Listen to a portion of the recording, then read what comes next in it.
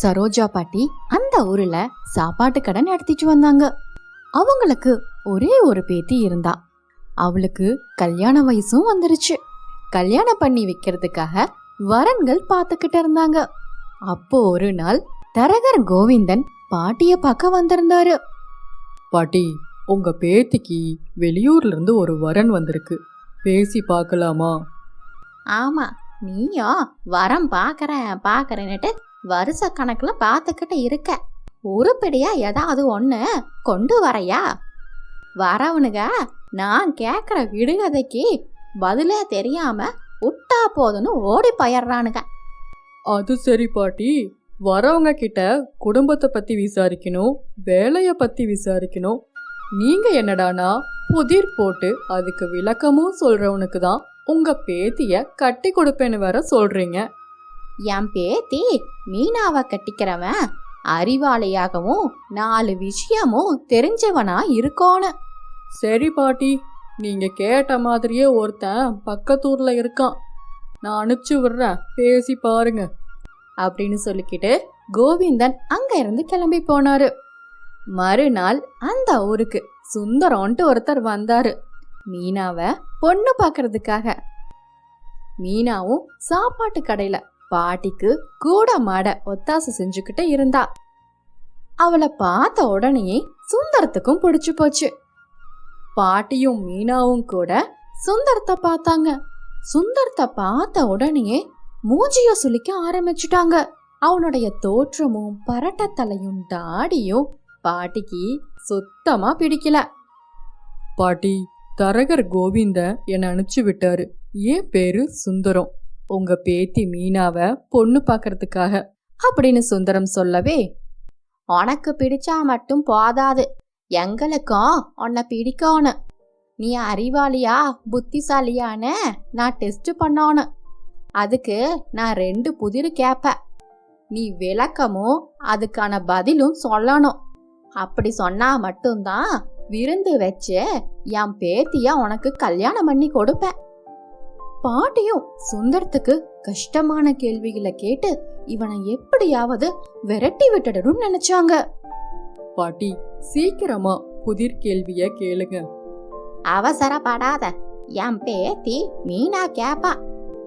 பேத்தி மீனா முன்னாடி வந்தா.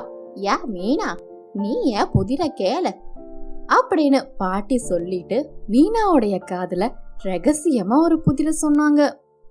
இங்க பாருங்க, பாலுக்கும் நூலுக்கும் நடுவிலே சுட்ட கூரையும் சுடாத மதிலும் பச்சை நிற போர்வையால் போத்திய வீடு. எங்க இந்த புதிருக்கு பதிலையும் விளக்கமும் சொல்லுங்க பார்க்கலாம். அதுக்கப்புறம்தான் என் பாட்டி சொன்ன மாதிரி விருந்தும் கல்யாணம் எல்லாம் அப்படின்னு சொன்னா மீனா. அத கேட்டுட்டு சுந்தரம், இங்க பாரு, வந்தா அதுக்கு விடையும் விளக்கத்தோட வா, இல்லாட்டி இந்த பக்கமே வராத அப்படின்னு சொல்லி அனுப்பிச்சு விட்டுட்டாங்க பாட்டி. அத கேட்டுட்டு அங்கிருந்து கிளம்பி போனான். மறுநாள் காலையில பாட்டி எழுந்து வர்றதுக்கு முன்னாடியே சுந்தரம் வீட்டு வாசல்ல உட்கார்ந்து கொண்டே இருந்தான். என்னப்பா காலங்காத்தாலையே வந்து நிக்கிற? பாட்டி, நீங்க சொன்ன புதிருக்கு விட சொல்றதுக்கு வந்திருக்கேன். சரி, முதல்ல விடுகதைக்கு விளக்கமும் பதிலும் சொல்லு. பாலுக்கும் நூலுக்கும் நடுவுலே, அதாவது பால்காரன் வீட்டுக்கும் தையல்காரன் வீட்டுக்கும் நடுவுல இருக்கிற ஓட்டு வீடு, அத சுத்தி பச்சை பசேல்னு இருக்கிற காய்கறி தோட்டம். சரியா பாட்டி? அத கேட்ட பாட்டி திகைச்சு போனாங்க. யா மீனா, நீ மத்தியானத்துக்கு நல்ல விருந்தா சமைச்சு வெய்யே. பாட்டி, உங்க விருந்தெல்லாம் அப்புறமா இருக்கட்டும், முதல்ல 2வது புதிர சொல்லுங்க அப்படின்னு ரொம்ப ஆர்வத்தோட கேட்டான். பாட்டி, நான் சொன்ன மாதிரியே அந்த 2வது புதிர கேளுங்க, எப்படி பதில் சொல்றாருன்னு பார்க்கலாம் அப்படின்னு மீனா சொல்லவும் பாட்டி 2வது புதிர சொன்னாங்க. முதல் எழுத்தால் பால் கிடைக்கும். முதல் எழுத்தும் கடைசி எழுத்தும் சேர்த்தா வயதானவங்க உபயோகம் பண்ற ஒரு பொருள் கிடைக்கும். 2வது எழுத்தையும் கடைசி எழுத்தையும் சேர்த்தா பழங்காலத்து வேட்டை பொருள் கிடைக்கும். அந்த விடையோட 3வது எழுத்தை சேர்த்தா ஒரு புனிதமான இடம் கிடைக்கும். அது என்ன? அதை கேட்ட உடனே சுந்தருக்கு தலையே சுத்தி போச்சு போங்க. சிறிது நேரம் என்ன பண்றதுன்னே தெரியாம அங்கேயும் இங்கேயும் நடந்து கொண்டு இருந்தான். அப்போ பக்கத்துல இருக்கிற மாட்டு கொட்டாயில பசுமாடு கத்திக்கொண்டே இருந்துச்சு. அது காலை நேரமா இருந்ததுனால கோவில் மணி ஓசையும் கேட்டுச்சு. பாட்டியும் பதிலுக்காக தன்னுடைய கைத்தடிய கீழே தட்டிக்கிட்டு இருந்தாங்க. இதையெல்லாம் பார்த்து கொண்டு கவனிச்சு கொண்டு இருந்த சுந்தரத்துக்கு பாட்டியும் சுந்தரத்துக்கு பதில் தெரியாது. இவனை எப்படியாவது விரட்டி அடிச்சிடணும்னு நினைச்சுக்கிட்டு இருந்தாங்க. யாப்பா சுந்தரம், நேரம் ஆகுது. எவ்வளவு நேரம் தான் யோசிச்சுக்கிட்டே இருப்ப? சீக்கிரம் சொல்லு. விடைய சொன்னா உனக்கு விருந்து. அப்படி இல்லாட்டி வழிய பார்த்துக்கிட்டு போய்கிட்டே இரு. பாட்டி, அதுக்கான விடைய கண்டுபிடிச்சிட்டேன். அதுக்கான விடை கோவில். கரெக்டா? மொட்டையா சொன்னா எப்படிப்பா? விளக்கத்தோட சொல்லு. முதல் எழுத்துல பால் கிடைக்கும், அது பசு. பசுவை கோன்னு சொல்லுவாங்க. முதல் எழுத்தும் கடைசி எழுத்தும் சேர்த்தா கோல். அதாவது பசு கோ கூட்டல் பாலுடைய கடைசி எழுத்து இல், கோல். அப்படின்னா கைத்தடின்னு அர்த்தம். வயசானவங்க உபயோகம் பண்ற பொருள். இரண்டாவது எழுத்தும் கடைசி எழுத்தும் சேர்த்தா வேட்டை பொருள் கிடைக்கும், அதாவது வில். சரியா பாட்டி? இந்த விடையோட மூன்றாவது எழுத்தை சேர்த்தா புனிதமான இடம் கிடைக்கும், அது கோவில். பாட்டியும் மீனாவும் ரொம்ப ஆச்சரியமா பார்த்தாங்க. இவன் இவ்வளவு புத்திசாலியா இருக்கிறானே. ஆனா ஒரு பக்கம் பார்த்தா சுந்தரத்தோட தோற்றமும் அவனோட தாடியும் பாட்டிக்கு அறவே பிடிக்கல. பாட்டி, இதுதான் என்னுடைய வீட்டு அட்ரஸ். நாளைக்கு எங்க அப்பா அம்மாவை வந்து பாருங்க அப்படின்னு சொல்லிக்கிட்டு சுந்தரம் அங்கிருந்து கிளம்பி போனான். மறுநாள் இவனை எனக்கு சுத்தமா பிடிக்கல. அவங்கிட்ட போயே நேர்லயே சொல்லி புரிய வைக்கலாம். பாட்டி சுந்தரத்தோட வீட்டை தேடி போனாங்க. அங்க போய் பார்த்தா அந்த ஊர்லயே சுந்தர் பெரிய பணக்காரன். அது மட்டும் இல்ல, ரொம்ப அழகான வாலிபன் கூட. அத பார்த்த பாட்டிக்கு ஆச்சரியமாகவும் இருந்துச்சு. யாப்பா சுந்தரம், பாக்குறதுக்கு நீ இவ்வளவு அழகா இருக்கிறைய, அன்னைக்கு வரும்போது மட்டும் ஏன் நாடோடி மாதிரி வந்த? பாட்டி, நான் பணக்காரன்னு தெரிஞ்சா நிறைய பேரு பெண் கொடுக்க முன் வருவாங்க. ஆனா எனக்கு நல்ல சமையல் தெரிஞ்ச பொண்ணாகவும் வியாபாரத்திறன் கொண்ட அறிவுள்ள பொண்ணாகத்தான் வேணும். எனக்கு உங்க பேத்தி மீனாவை ரொம்ப பிடிச்சிருக்கு அப்படின்னு சுந்தர் சொல்லவும், தப்பா நினைச்சிட்டம்பா, என்ன மன்னிச்சிரு சுந்தரம். நீங்க என்னோட உருவத்தை பார்த்தீங்க, நான் மீனாவுடைய குணத்தை பார்த்தேன். எப்போதும் உருவத்தை பார்த்து ஒருத்தரை எடை போடக்கூடாது. அதுக்கப்புறம் சுந்தரத்துக்கும் மீனாவுக்கும் ரொம்ப விமர்சையாக கல்யாணம் நடந்து முடிஞ்சுது. ஒருத்தருடைய உருவத்தை பார்த்து மட்டும் அவங்கள எடை போட்டுறக்கூடாது, அவங்களுடைய நல்ல குணத்தையும் பார்க்கணும். இதுதான் இன்னைக்கு ஸ்டோரி. இந்த ஸ்டோரி உங்களுக்கு பிடிச்சிருந்தா லைக் பண்ணுங்க, ஷேர் பண்ணுங்க, சப்ஸ்கிரைப் பண்ணுங்க. மேடு மேல ஏறி ஒரு பொண்ணு கதை சொல்ல ஆரம்பிச்சா. நான் உங்க எல்லோருக்கும் ஒரு குட்டி பொண்ணு கதை சொல்ல போறேன். கீதா என்னும் ஒரு சின்ன பொண்ணு. பயம் அவளின் விடாமுயற்சியினால் போனதா இல்லையா என்பதுதான் இந்த கதை. ஒரு ஊர்ல கீதா அவ அம்மா அப்பா அப்புறம் அவங்க அக்கா குமாரி கூட வாழ்ந்துட்டு இருந்தா. கீதாவுக்கு 8 வயசாச்சு. கீதா ஸ்கூலுக்கு போயிட்டு இருந்தா. சின்ன பொண்ணு. அவளுக்கு ரொம்ப வருஷமா மேடை ஏறி பேசணும்னு ஆசை. அவ பள்ளிக்கூடத்துல என்ன போட்டி நடந்தாலும் அவ அங்க நின்று பார்த்துக்கிட்டே இருப்பா. அவளுக்கு அந்த மேடை ஏறி பேசணும்னு ஆசை. ஆனா சும்மா மேடை மேல ஏறணும்னு நினைச்சாலே ரொம்ப பயப்படுவா. இதுல மேடை ஏறி எங்க பேசுறதுன்னு அமைதியாகவே இருந்தா. இப்படியே அமைதியா இருந்தா சரி வராது. மேடை ஏறி பேசணும்னு ஆசை மட்டும் இல்லாம அதற்கான முயற்சியும் பண்ணணும்னு நினைச்சு அப்போ மறுநாள் நடக்கும் சில போட்டிகளிலும் பேரை கொடுத்தா. அப்புறம் அந்த போட்டிக்காக அவ தயார் செய்யவும் ஆரம்பிச்சா. போட்டி நடக்கும் நாள் அன்னைக்கு காலையில, அம்மா அம்மா என்னம்மா பண்ணிக்கிட்டு இருக்க? எதுக்குடி இப்படி கத்திக்கிட்டு இருக்க? டைம் ஆகுதுமா. இன்னைக்கு நான் மேடை ஏற போறேன். நீ என் கூடயே நிக்கணும். மேடை மேல நான் எப்படிடி உன் கூட நிக்க முடியும்? அட அம்மா, உன்னை யாரு மேடை மேல வர சொன்னா? அப்புறம் எதுக்குடி நான் உன் கூட வரணும்? உன் அக்கா குமாரி உன் பள்ளியில் நடன போட்டியில் கலந்துக்க போறா. டான்ஸ் பார்க்க போறேன். உன் அக்காவோட டான்ஸை பார்க்க போறேன். அக்கா டான்ஸை தான் நீ வருஷம் வருஷம் பார்க்கறல்ல, இந்த வாட்டி எனக்காக வாம்மா. சரிடி, நான் வரேன். நீ போய் ரெடியாகு. நேரம் ஆகுது பாரு. உங்க அப்பா வேலைக்கு போகணும்னு சொன்னாரு. நான் சாப்பாடு எடுத்து வச்சுட்டு வரேன். கீதா, அவ அம்மா ராதா, அக்கா குமாரி 3 பேரும் பள்ளியில நடக்கும் விழாக்காக போனாங்க.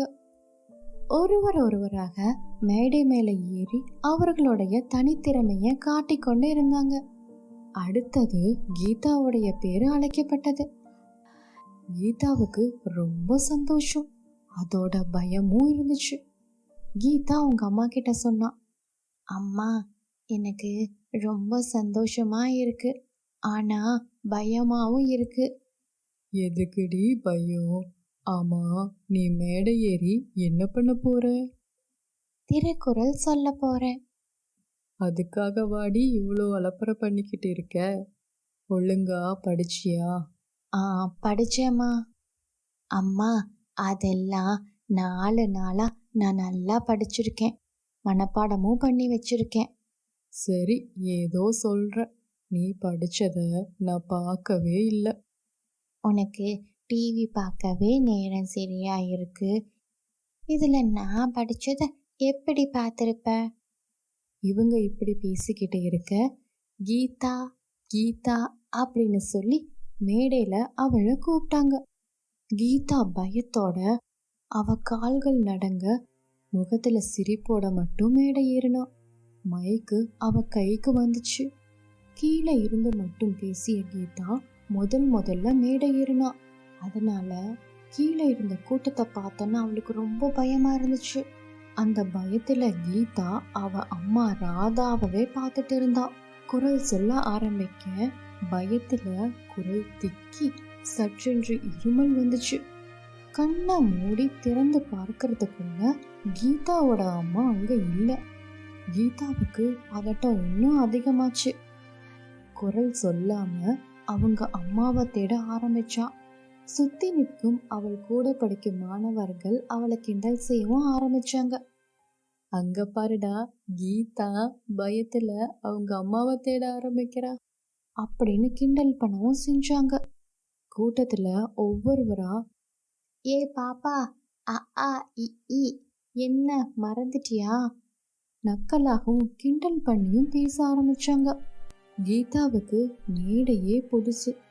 இதுல மத்தவங்க கிண்டல் பண்றத அவளால பார்க்க கூட முடியல. அவளால அந்த கஷ்டம் தாங்க முடியாம திக்கியபடி குரல் சொல்ல முயற்சி செய்தா. அவனால முடியாம ரொம்ப அழவும் ஆரம்பிச்சிட்டா. கீதாவுடைய அம்மா ராதாவுக்கு இத பற்றி ஒன்றுமே தெரியாம தம் மூத்த மக குமாரியோட டான்ஸ பார்த்து கை தட்டி கொண்டு நின்னுட்டு இருந்தாங்க. முதல்ல மேடை ஏறி அவமானப்பட்டு கீழே இறங்கியதால மீண்டும் அவ மேடை ஏறவே பயந்தா. சில நாட்களுக்கு அப்புறம் கூட கீதாவை பத்தி ஸ்கூல்ல பேசி கிண்டல் பண்ணி கொண்டே இருந்தாங்க. அவ அக்கா குமாரி கூட தங்கச்சின்னு பார்க்காம கிண்டல் பண்ண ஆரம்பிச்சா. மேடையில பேசி பார்த்திருக்கேன், ஆடி பார்த்திருக்கேன், தண்ணிய ஊத்தி பார்த்திருக்கீங்களா?